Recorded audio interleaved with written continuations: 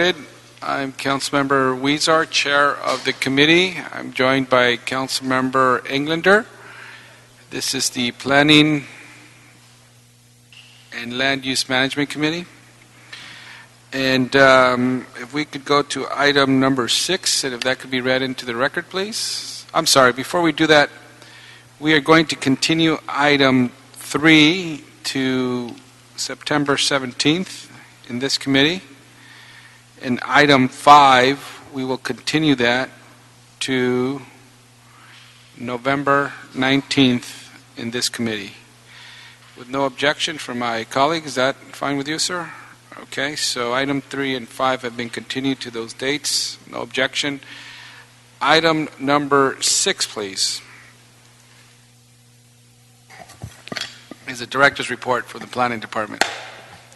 Yes, Councilman, it's Mr. Legrand's weekly report. Okay. Thank you, Councilmember Mike Legrand, for the record. A few things to report.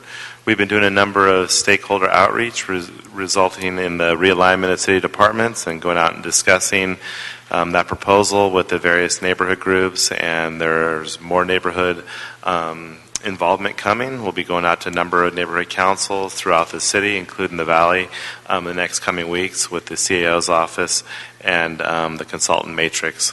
So we made sure to assure the neighborhood councils that their input is important to us, and we'll be going out and seeking their valuable insight into the issues they face dealing with the development process in Los Angeles, as well as code enforcement and other issues that are dear to our citizens' hearts. And so we'll be going out and doing multiple outreach sessions, and I believe Empower LA through Dunn has sent out an email blast with those dates to all the neighborhood stakeholders so that they're well aware of that. And so we're happy to report that the CEO is following up on that, and we'll be out having a number of information sessions going on in the next coming weeks. In addition, we've been actively seeking multiple areas, looking at different funding sources for a number of our work programs. We continue to work on the transit-oriented development plans funded through Metro's TOD. As you recall, that was a $7.6 million grant. We're going out throughout the city and doing a number of outreach sessions and fact-finding around those TOD areas, and we'll be coming to council in the next year with that work program, and we're excited to see that move forward. I'll be here for the remainder of your meeting, and if you have any questions, I'm available. Thank you.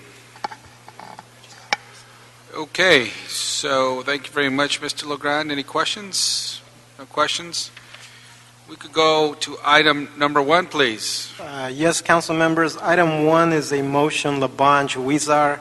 It's instructing Building and Safety to provide a proposal to identify wood frame soft-story residential buildings in a database. Thank you. We have Councilmember Labange from the Great Fourth here. Good afternoon, everybody. It's great to be in the Edward Roybal Public Works room here in City Hall. As we all know, back in the days of San Francisco, the horrible earthquake, 05 was it, Michael, or 06? You were there. And then again in 33 in Long Beach, and 51 in Tehachapi, 71 in 71 in Sylmar, 87 in Whittier, 94 in Northridge. We're due. And I just wanted to bring this issue up again and to study it and let us know the right course that we need to take. I think it's real important. The housing stock that we have now, to identify that and know that is so key, because we know when the earthquake came last time, and Mitch, you were there on the ground with as a deputy to Mr. Smith, how impactful it was that people were afraid to come back in their homes afterwards. So I'm glad we're going to send it to the department to review and come back with recommendations. I know there's thoughts on both sides, but I think there's never a time not to think about earthquakes and our housing stock and maybe try to preserve it, because we do know, just as sure as the sun rose this morning and will set tonight, there will be another earthquake in Los Angeles, certainly in the next 10 to 20 years, if our calculations are right based on studies. So we're good. If you're good, to send it to committee. We'll send it to the department and then to come report back and have an opportunity. And I will have outreach to various groups as we go forward. Okay. Great. Thank you. Mr. Englander, you have a question? No, I just, we did a lot of work, as you know, Mr. Labange, in looking at concrete non-ductile buildings in downtown as well. It's critically important. We've updated all these building safety issues as and one of the things that Hal Burnson did, in fact, right after the earthquake, is now that every house is either fit or retrofit with an emergency shutoff valve for gas. So automatically, if that house starts shaking, if that gas pipe starts shaking, automatically it shuts that off. And so really appreciate that you're bringing this forward as well. We can't do enough working with our partner Lucy Jones and the U.S. Geological Survey, but we're approaching that time frame now where we know with certainty it is in the near future. All the work that our former colleague Alex Padilla has done with the early warning system and notification systems now in working with that and identifying funds. So I applaud you for bringing this forward as well. It's critically important that we look at every option possible. Absolutely. And as you know, September is Preparedness Month. Absolutely. So it's a good time to start this off and always kind of look at this. So if there's no other questions of me, I'll go back to where I was doing my work. Thank you all. Thank you, Mr. Good Labange. afternoon. Thank you for your work on this. Much appreciated. We'll get the report back in committee, and with no objection, we'll forward this to department, get a report back at the appropriate time. Thank you very much. Next item, number 2. Yes, council members, item 2 is a report from the North Valley APC. It's a zone change and also an appeal relating to two drive-throughs for a commercial and a restaurant in CD12. Councilmember Huizar, members, I'm Daniel Scott from the LA City Planning Department.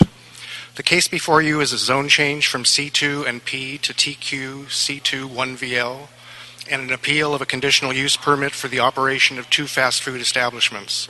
The applicant proposes to demolish 2 existing commercial buildings and to replace each one with a smaller 1-story commercial building, each to include a drive-through restaurant. A traffic study for 2 drive-through restaurants approved by LADOT on January 24, 2013 found that no significant traffic or circulation impacts are expected as a result of the project.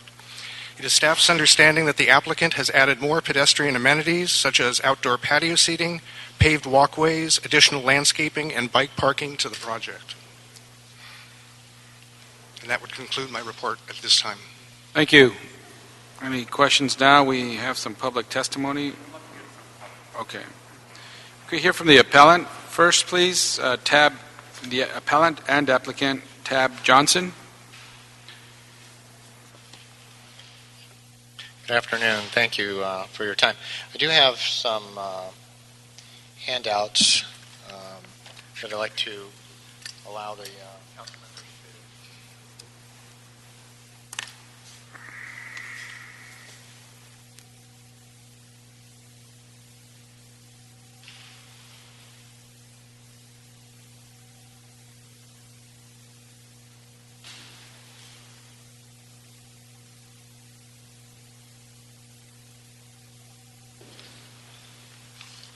Again, thank you for your time. My name is Tab Johnson. I represent Rich Development Company. I've handed out a couple of the packages that we've put together that we believe has greatly improved the project after working with the local community in the area, the planning department, and along with the councilman's office, which we appreciate everyone's hard work on this. We think we've come up with a project that serves the area well, and will provide a great area for residences and local visitors to come and use the amenities that we've provided, including some of the open gathering areas and seating and patio areas that will allow them to stop and kind of take a rest and visit with each other and enjoy this community. So our reason today for coming here is that we obviously did not feel that the Area Planning Commission's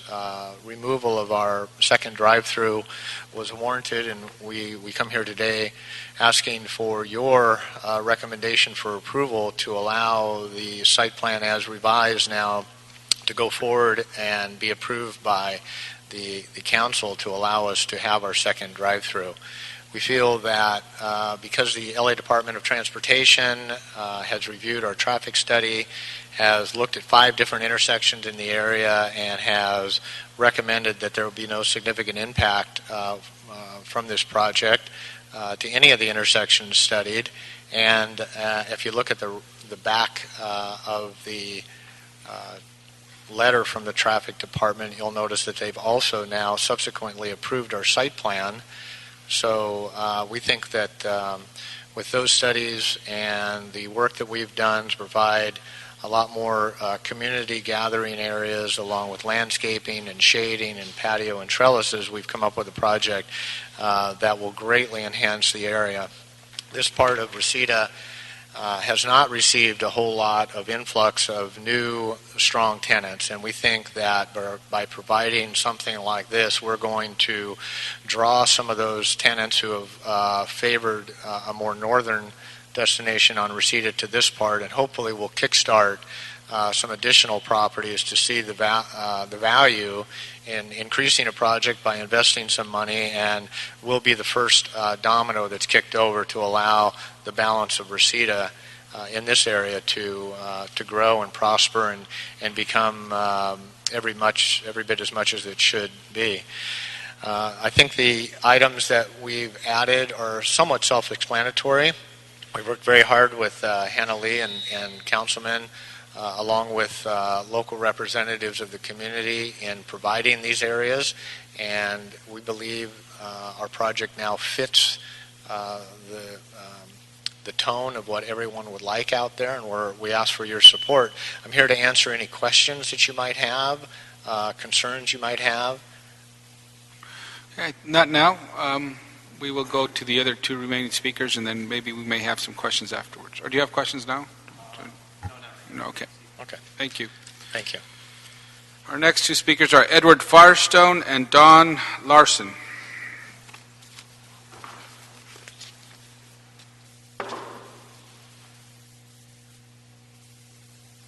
My name is Ed Firestone. I want to thank you for the opportunity to speak. I represent the current owners of Northridge Commerce Center. We're under contract with Rich Development. My clients are families that didn't have the resources to do a proper redevelopment of the property, and that's why we're working with Rich, and we're delighted with the work they're doing, and I know that they spent a lot of time and effort working with the councilman and Ms. Lee on efforts to improve it over time and working with the community. I just wanted to say that we support the work that they've done. Thanks. Thank you. Don Larson. Good afternoon. My name is Don Larson. I was the guy who circulated the first petition where we had 150 names. As I've said before, I did that at the first couple of weeks of December when it was raining and dark. I could have had 1,000 signatures if I had had time to do that. The community is squarely behind this. That was within the target area I worked. Thanks to Mr. Englander's office, I know the project has improved. I saw them last night. We're for this project. We need development on our boulevard.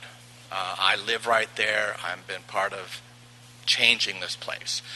In the past couple of weeks, what Mr. Englander doesn't know is that there has been a move within the neighborhood to organize and to invite in new businesses. I happen to be friends with an executive with Trader Joe's who I had lunch with on Sunday. If this project goes through, they will re-examine a plan to come in to next door. This is a big thing for us. We need this new development. But we get one done, we're going to get more done. The community is squarely behind this. Please vote for this. Thank you. Thank you. Mr. Englander. Yes, thank you very much. And I want to thank the community, particularly people, Don in particular, Mr. Larson, who's done a phenomenal job of going out there and knocking on doors just as a representative of the community. It's refreshing when you've got activists who care so much about their neighborhood that they're willing to go talk about specific projects to their neighbors, and has been an icon out there in that community for a long time. So thanks for everything you've done on that. And I want to thank the applicant as well for stepping up and enhancing what was already a decent project and making it a great project. And this really sets the tone for what we need to do along Reseda Boulevard, the corridor specifically as it pertains to the university. And they're playing my song in the background. as it pertains to 38,000 students right across the street, that this is sort of the gateway to one of the largest academic institutions, if not the largest, in the San Fernando Valley, and certainly in the region.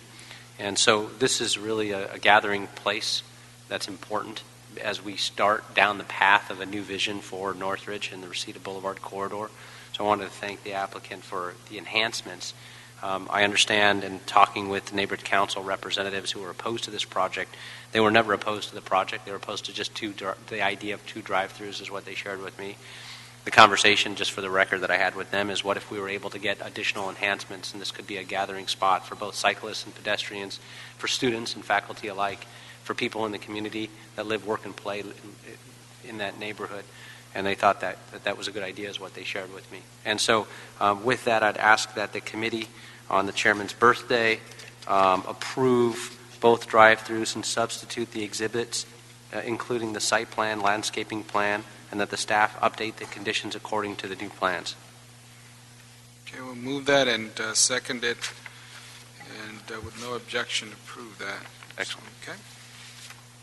So you'll grant the appeal, Councilor? Correct. So it'll be, the action will be as such. Appeals. Yep. Okay. Thank you. There's the action of this committee. Thank you very much. Any date to council on this item? It's September 24th, Councilman. September 24th. This item will be in full council September 24th or 25? 24th. 24th. Yes. Thank you. Next item, item number 4.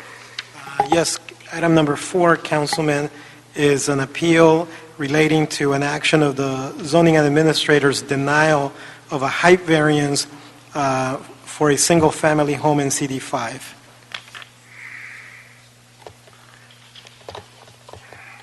Mr. Rausch is here. Good afternoon, Chairman Weezer, members of the committee. My name is Charlie Rausch. I'm an associate zoning administrator with the Department of City Planning. This case was done by Mr. Jim Tokunaga, also a zoning administrator for the city, who is on vacation at the current time and is out of the country. So I'm substituting for him. I do have some knowledge of this case, however, since I held a public hearing for him as he was called out on another case at that time. Basically what you have before you is a variance to allow a 50-foot high single-family home in lieu of the 36 feet permitted in the RE20 zone in the hillside area at 360 Stone Canyon Road in the Bel Air community. A zoning administrator's determination to permit an 8-foot wall in front and in the front yard was also part of the case. The fence was granted, as most 8-foot high fences are more or less the norm up there instead of the exception, but the height was denied. The variance was denied. The applicant has an approved plan signed by the Department of Building and Safety that is actually under construction at this time for a 36-foot high structure, which conforms with both the new and the old code for hillside homes. The structure has a flat roof. After the plans vested, the applicant added and came back requesting an additional 14 feet for basically a French provincial mansard roof to be added on top of the 36-foot high building. I think it's important to note that these structures plans were signed off by the Department of Building and Safety as a by right project with no adjustments or deviations required to build a 36-foot high building on this site. Even with Stone Canyon Creek on the property, which is one of the reasons cited by the applicant for the need for the height variance. Mr. Tokunaga denied the variance, basically citing that there were no special circumstances to the site. The lot is relatively flat except for where it falls off for Stone Canyon Creek. The structure received a 36-foot high building permit from the Department of Building and Safety, even with the lower height where Stone Canyon Creek fell off. So A deviation was not required for the 36-foot high building. It's only required for the additional 14 feet, and it's not because of the height of Stone Canyon Creek. It's because the applicant wants to add 14 feet to a 36-foot high building, which was permitted by the code. The structure complied with the 36 feet. Mr. Tokunaga also said there was no distinction. It was pointed out by the applicant that because of the change in the hillside ordinance and the way grade was measured, that he could have had the 14 feet or the elevation of the building could have been less, and it could have been a zoning administrator's determination or a full variance to get the additional height. Mr. Tokunaga pointed out that the building was 36 feet high, complied, and there was no guarantee that the additional height would have been granted in either case, no matter what the grade of the site.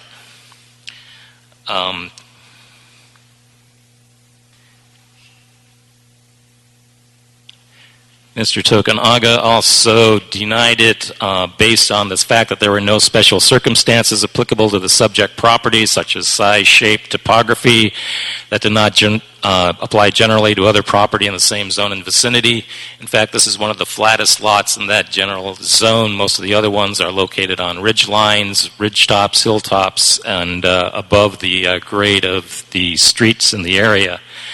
And he stated that granting a variance to allow a 38% increase in height would amount to a special privilege granted to the applicant, which is one of the things we're not supposed to be granting zone variances on. He also denied it under finding number 3, that such variance is not necessary for the preservation and enjoyment of a substantial property right generally possessed by other property in the area, stating that the denial of the variance does not prohibit the applicant from constructing a single-family residence on the property. It does prohibit the applicant from building a home that is 50 feet high, and certainly doesn't deny the applicant the right to build a 36-foot height building, which is what is permitted on the site. The determination was appealed to the West Los Angeles Area Planning Commission, which denied the appeal and sustained the zoning administrator's determination.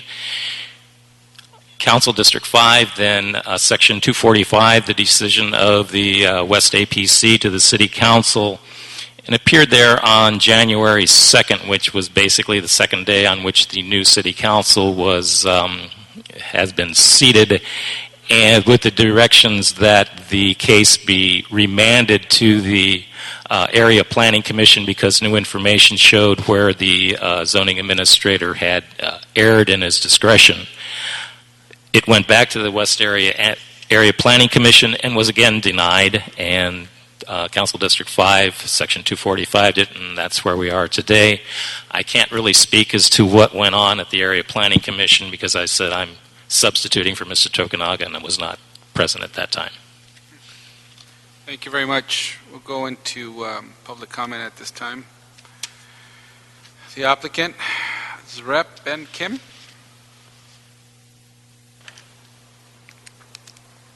Thank you very much. Ben Kim, representing the applicant, M&A Gabe.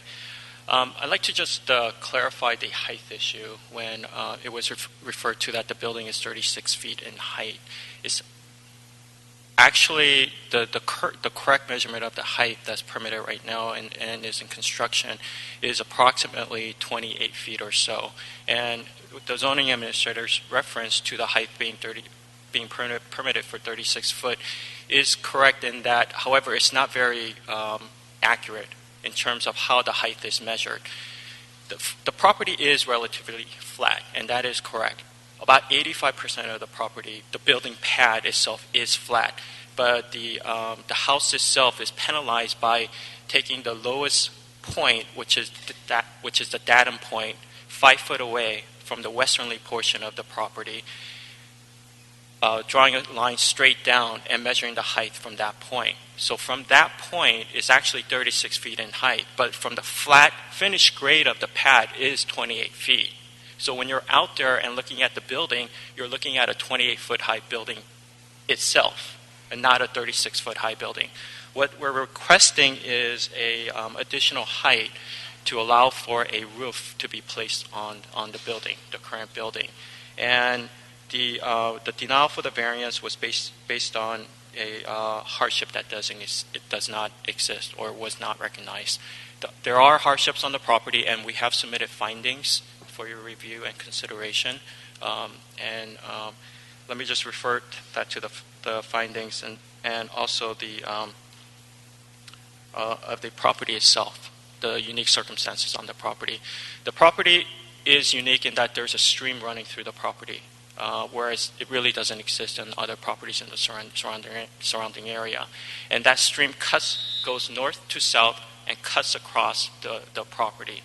Whereas other properties would be allowed to build a building after about a 25-foot setback, this property, because of the stream and the buffer requirement that was imposed on the property, the building has to be set back 79 feet from the front property line. To the rear, there is a wall which also prohibits additional building being placed on the property. So with that reduction of the 79 feet in the front yard and then approximately 62 feet to the rear, the depth of the property, developable depth of the property is reduced about 35%, and the developable area is reduced about 50%. So there is significant hardship that does exist on the property. The surrounding property, in addition, the property is in a bowl. Even though it's in a hillside area, the property to the north, the surrounding adjacent property to the north, to the east, and the south are elevated approximately 60 feet. So even though this is in a hillside area, all the other homes are actually looking down on this subject property. So therefore, by placing the roof, there are significant benefits to the area in that the roof itself will cover the mechanical equipment that will be placed. It would be more consistent with other homes in the area which enjoys a similar roof, similar characteristics. Thank you. If you could wrap it up, please. And there are the findings that have been submitted also has findings that are made to support the variance application, and I'll be happy to answer any questions. Great. Thank you. And we have, I'll name two speakers at a time, Steve Twining and Patricia Bellhurst. 2 minutes. Since they are the applicant, we're usually flexible with their time to present their case. So he will have enough time to present his case. The applicant, yes, he had. Oh, you're the appellant. No one is identified as such.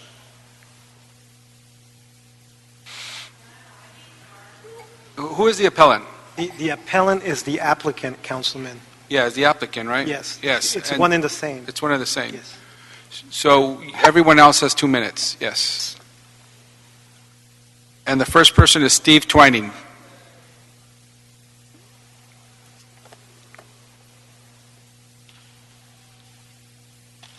My name is Steve Twining. I'm President Emeritus of the Bel Air Beverly Crest Neighborhood Council, which sent you an email yesterday or the day before.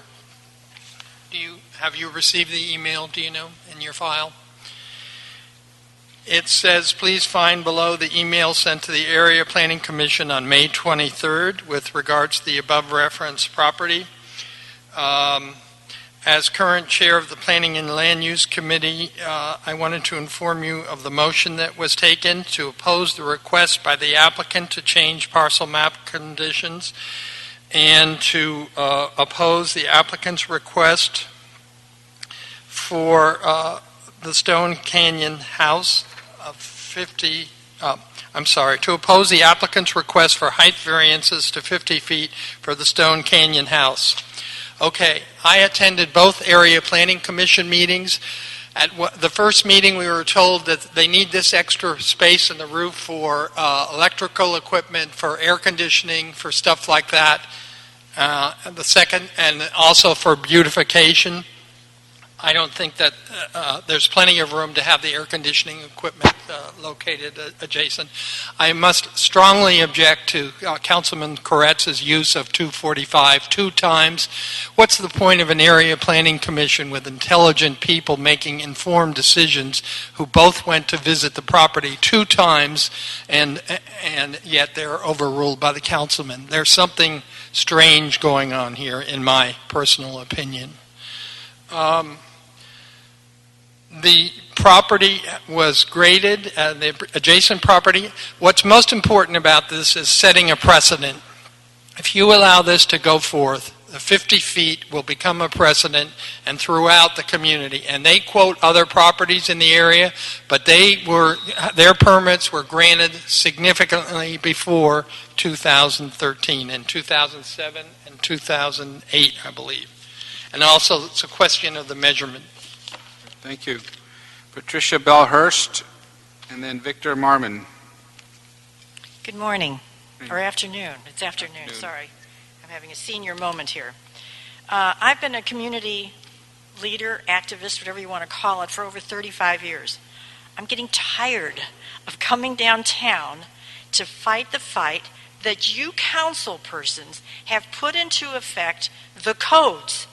A code cannot be on the books unless it's voted on by the council. You are asked to negate that code, the very principle of responsible development in this city. If this was approved by council members, this applicant is coming in to say, toss it out because of whatever reasons. It's ridiculous. The fact that it sets a precedent for 3 adjoining properties that this developer wants to build is evil enough. The developer could not make the findings on this. I went to the commission hearings. I have read this file. This is not my favorite thing to do anymore. I've tried to retire as chairman emeritus of the Federation, and it's a hard time doing it because this keeps coming back. Not just this, but anytime you ask for a variance, there has to be to make the findings. For someone to come up here and complain about that they have a problem with the flat and the hill, these are self-imposed hardships. That man wasn't forced to buy that property to build 3 or 4 houses. He elected to do it. What about exposure to liability? The courts have already ruled that they will not support unsupportable variances. Are we setting ourselves up, we being a constituent of the city? I'd like you to deny this appeal. I'd like you to carry your banner into City Council tomorrow to deny this appeal, to deny anything above the code. Thank you very much, and I want to compliment the staff of the zoning department, did exemplary work, and certainly that area planning commission gets a hats up for incredible work and due diligence. Thank you. Thank you. Victor Marmon, and then Michael Pitzker.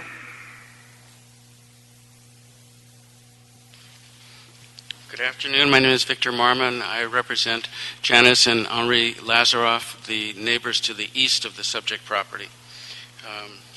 Honorable council members, I'll make this really simple. It's the evidence that you are, and I don't need to lecture you about what the rules are under 1227 of the municipal code, but the fact is that the applicant did not submit sufficient evidence for the ZA to make any of the 5 findings.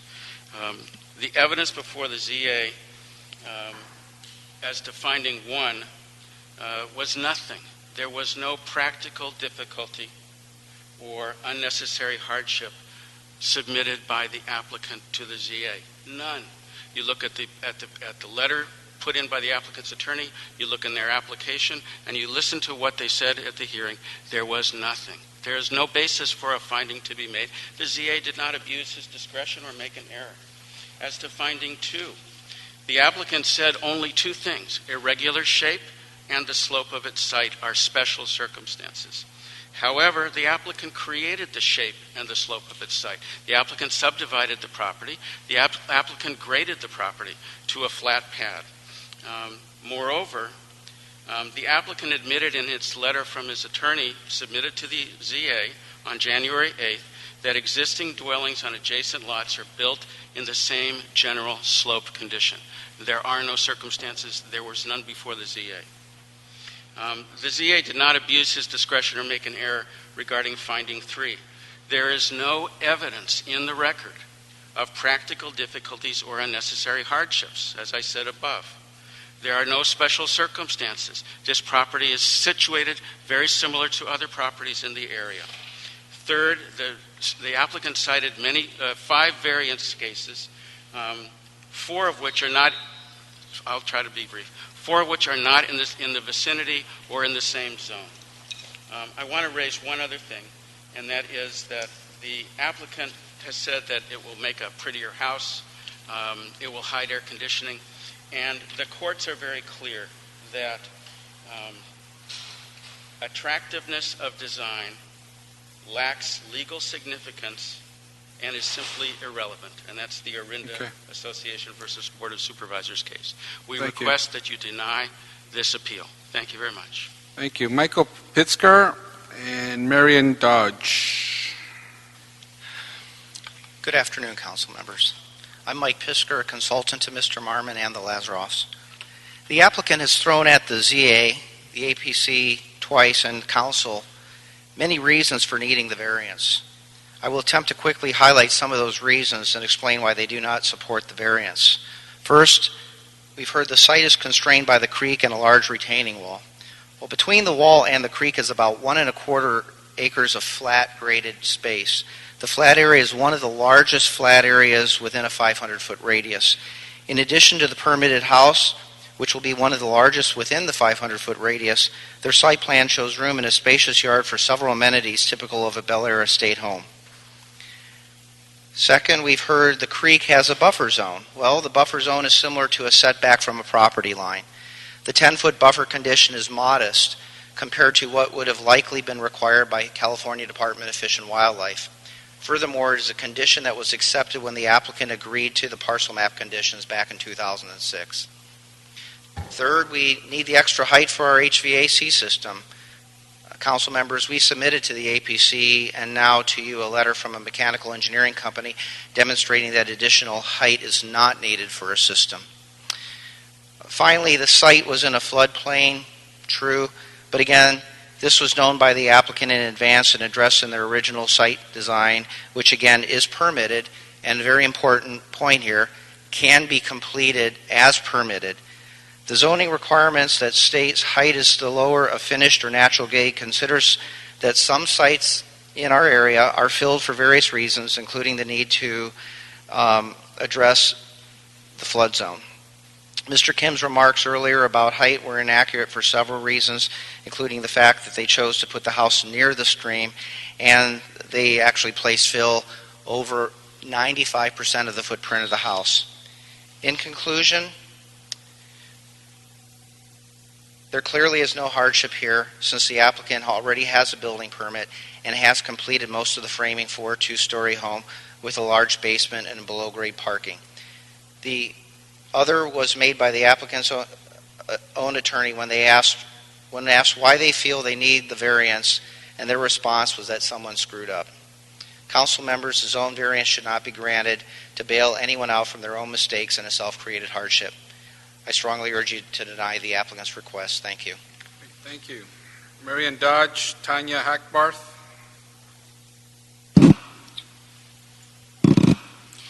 Good afternoon, council members. I'm Marion Dodge, president of the Federation of Hillside and Canyon Associations, representing 41 homeowners associations spanning the Santa Monica Mountains.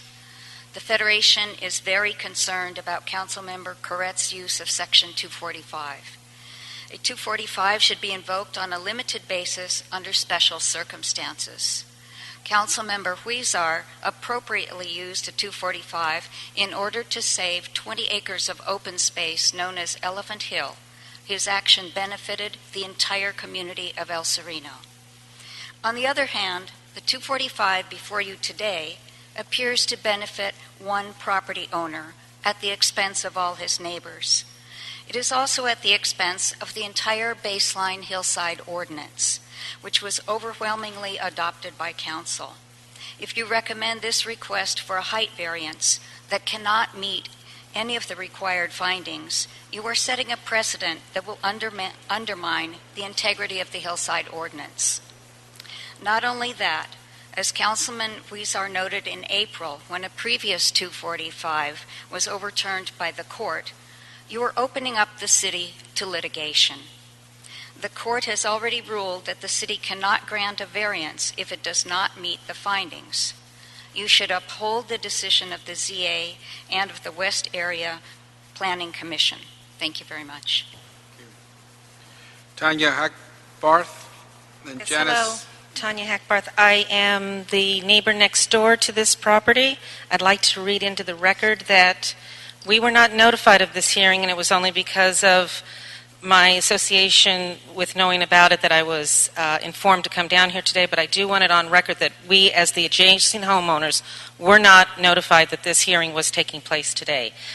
The other thing that everybody has eloquently said most of what needs to be conveyed, but there is one fact that I do want to emphasize to you. If you override the 3 previous hearing decisions from the Planning Commission, and that decision was based on findings of fact, which I urge you to read, those facts are irrefutable. The Planning Commission made the correct decision 3 times.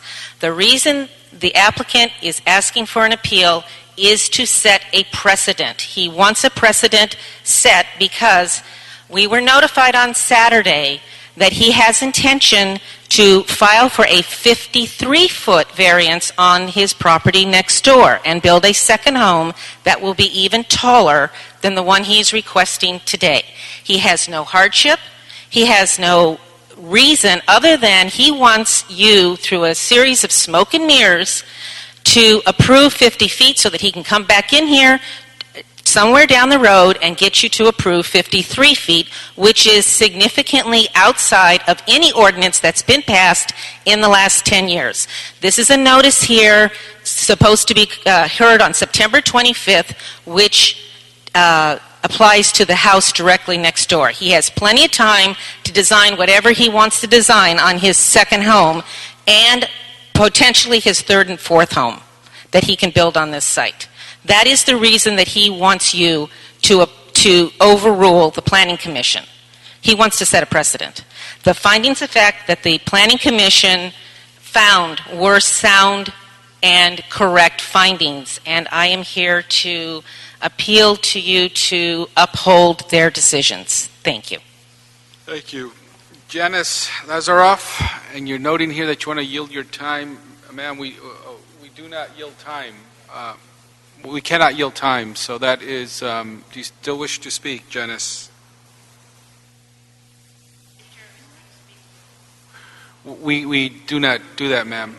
We can't yield time, so if you wish to speak, you could speak yourself, otherwise... Thank you. Okay. Thank you. Mindy Lay?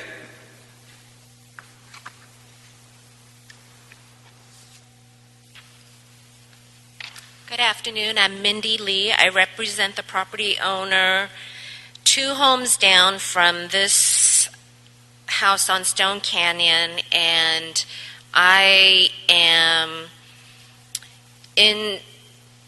believe that the ZA did a thorough review, and I completely support his findings and agree that this will set a precedence for future property owners. And as the previous speaker mentioned, I was very concerned that we received another notice that there is an application for a 53-foot house adjacent to that.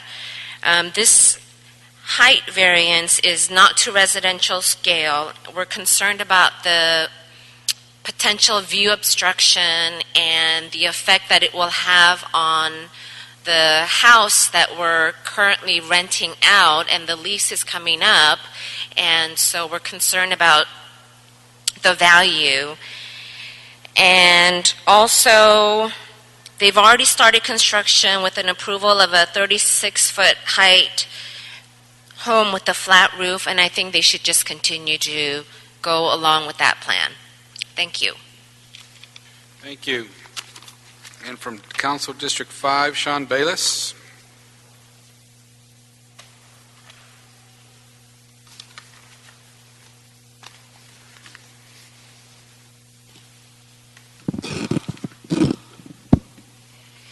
Chairman Huizar, Councilmember Englander.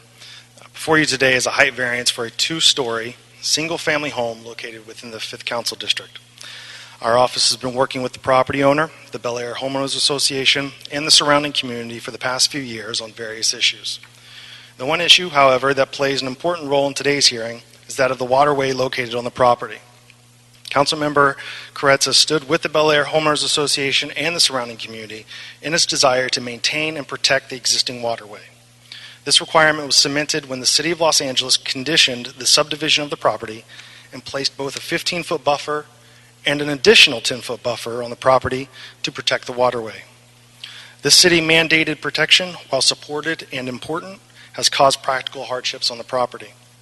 First, the river and its buffers slice through the property, making an already irregularly long and narrow lot even more narrow. This forces any home to be built between the waterway and the buffers in the front and the hillside to the rear. Secondly, the property slopes towards the waterway in the front, which means a very small portion of the home is measured from a much lower area of the property. So while the structure does not actually get taller, height is added due to the way the city measures height. Also, the waterway, additional buffers, setbacks, and hillside take away nearly 50% of the buildable area for the lot, which leaves a greatly reduced and oddly shaped lot which is mandated to be set back over 3 times the code-mandated front yard setback. This hardship is directly applicable to findings 1, 2, and 3 and supports them in the affirmative. This waterway and additional city-mandated buffers also limit the property in terms of parity with the surrounding community. When these topographical hardships have arisen in the past in this very neighborhood, height variances have been requested and approved. For example, directly across the street, when a home faced contour and topographical issues, a request was made and approved for a 59-foot height variance. Again, this is directly applicable to findings 1, 2, 3, and 4, and supports them in the affirmative. When the proposed home and the hardships, both natural and city-created, are analyzed, it is clear the 5 mandated findings can be achieved to issue a height variance of 47 feet, not 50 feet as originally requested. If the applicant were requesting to construct a 4-story, 50-foot tall structure in the middle of Bel Air, we simply would not be here having this discussion. What the council member is supporting is a 2-story single-family home that, when measured from the first floor to the top of the home, is only 36 feet in height, which is the code allowable height.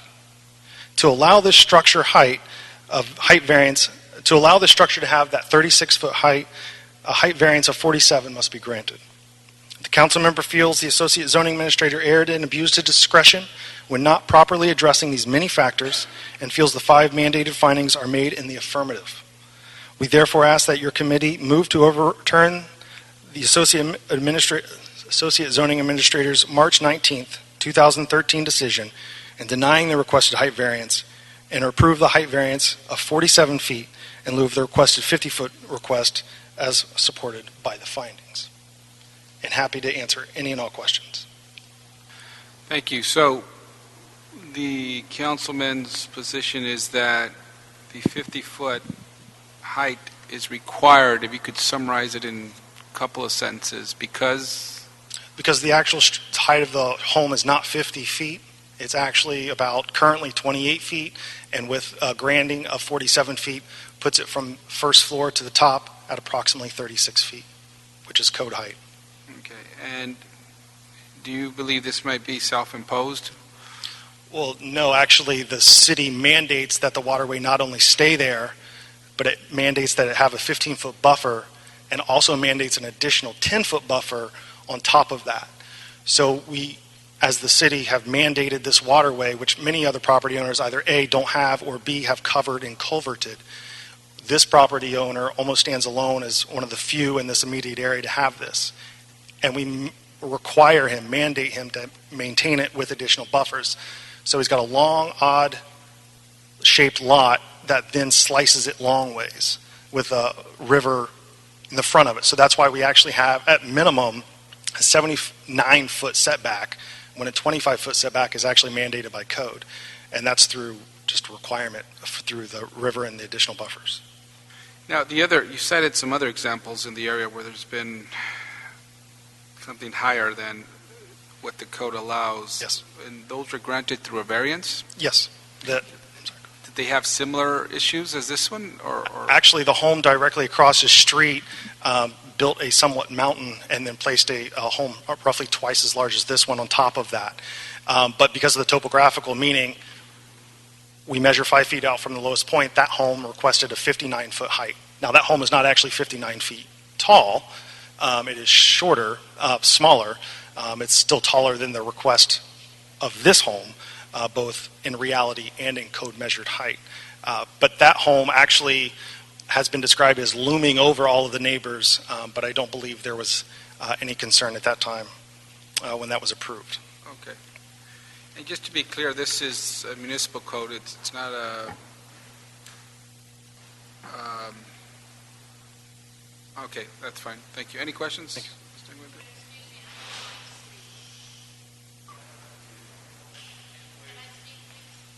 Ma'am, we usually don't allow this since the time elapsed and you forfeited your time to speak. Okay, if you wish to come up and speak, go right ahead. And if you could restate your name for the record, please. Janice Lazaroff? Okay. Janice Lazaroff. I'm the neighbor that lives below them. I've lived in my house for over 31 years, and I just want to make a few things very clear. There are many, many houses that have a creek. It runs all along Stone Canyon. In fact, Tanya's house has a creek. None of these houses have had to have any kind of special privilege anointed to them. There is no reason for this. This house can be seen from my house. It's a very, very large house, I know, but it can be seen now. If they're allowed to build 4 more houses, they have 4.1 acres in which they could have designed any way they wished. They did extensive grading. They cut down the hill. They cut down trees. These houses are very visible from my home, and I do absolutely protest this being allowed. Thank you. Thank you. Mr. Englander? I didn't realize, this is, if I can ask staff a question.